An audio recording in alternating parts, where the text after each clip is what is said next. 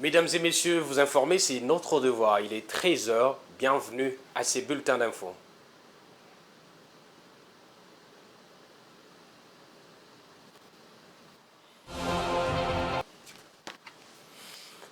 La République démocratique du Congo commémore ce mercredi 17 janvier la mort du Premier ministre congolais Patrice Emery Lumumba qui a été assassiné il y a 63 ans à Elisabethville, aujourd'hui Lubumbashi, par la Belgique. Une cérémonie officielle est organisée en sa mémoire à la place échangeur de l'Humanité où est érigé son monument. Il faut aussi rappeler que la réplique de Patrice Emery Lumumba ramenée quelques jours auparavant de la Belgique repose dans le mausolée à la place échangeur. Nous y reviendrons avec plus de détails dans notre édition de 19h30. Hier, mardi 16 janvier, 23 ans après la mort de Musée Laurent Désiré Kabila, les Congolais se sont souvenus de ces héros nationaux, qui est le 3e président de la République démocratique du Congo, symbole de l'unité nationale avec son slogan « Ne jamais trahir le Congo » et qui a mis fin au règne du maréchal Mobutu. Plusieurs autorités se sont inclinées devant sa dépouille dans son mausolée à la Gombe. Patience Lokeke et Giscard Ntamba.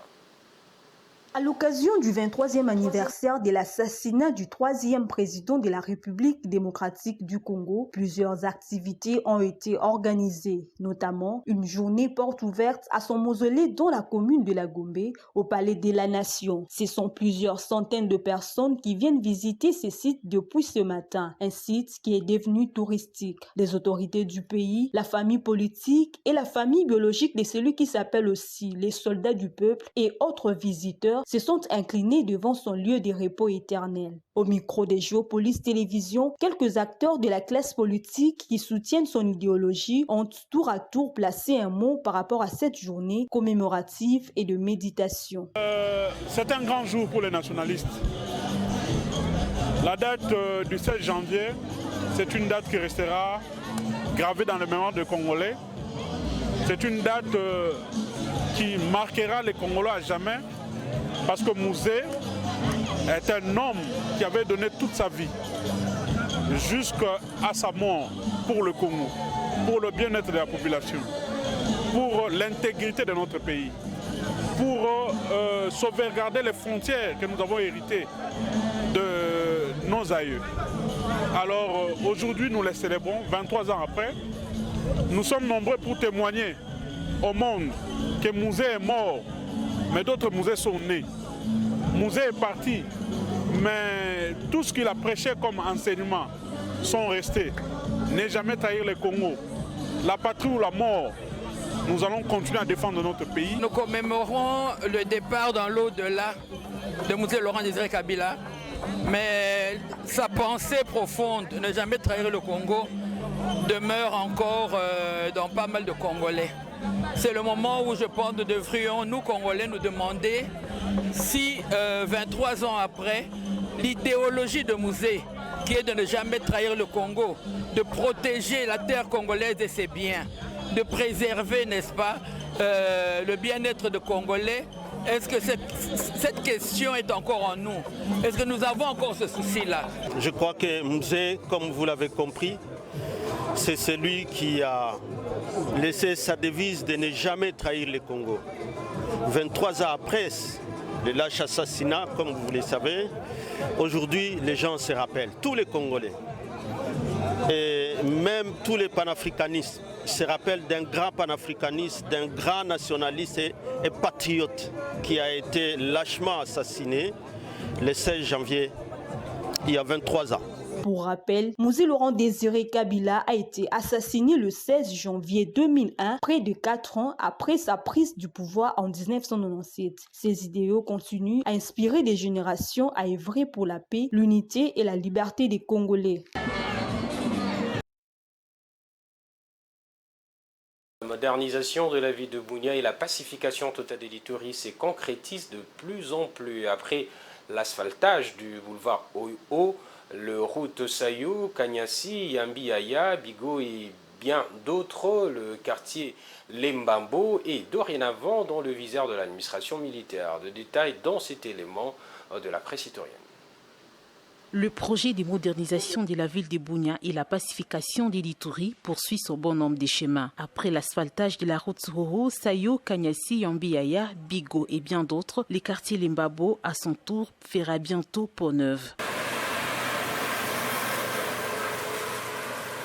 Ceci s'inscrit dans ces vastes projets d'asphaltage de 20 km en ville de Bunia, initiés par le président de la République, Félix Antoine Tshisekedi Tshilombo, depuis les premières heures de l'état de siège.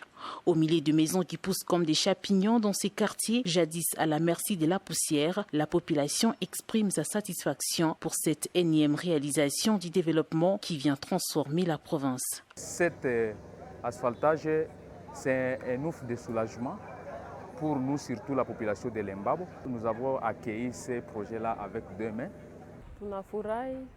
Nous sommes contents car avant nous étions très exposés à la poussière. J'ai ma petite alimentation à côté, mais à cause de la poussière, le client ne pouvait pas y rester longtemps.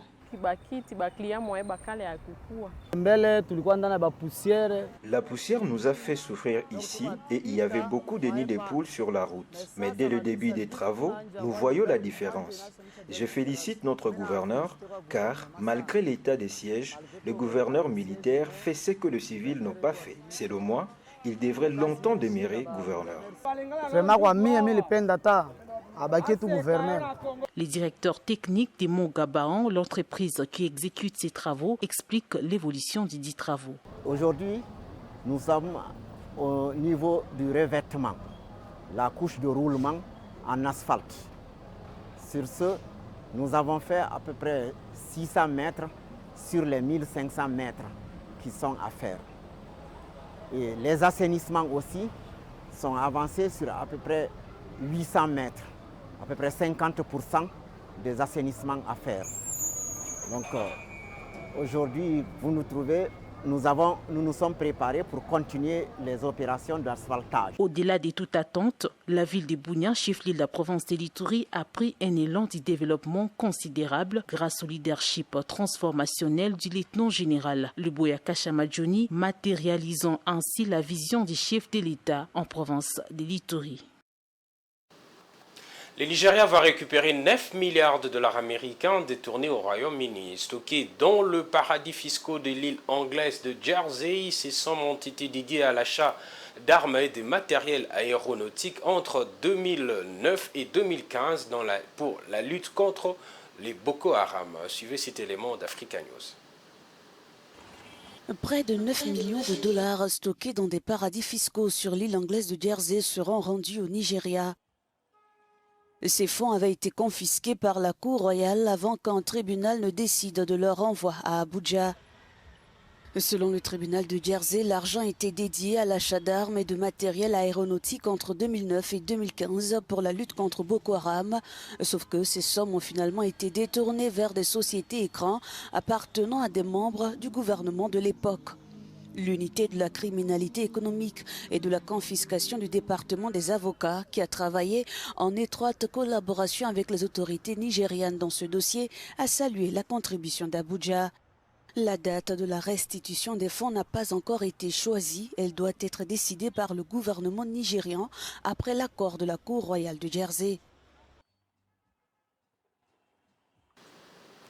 Voilà, c'est tout pour ces bulletins d'infos. Merci de l'avoir suivi. Restez branchés sur le programme de Jeux Pulse TV. Je vous retrouve à 19h30 pour la grande édition.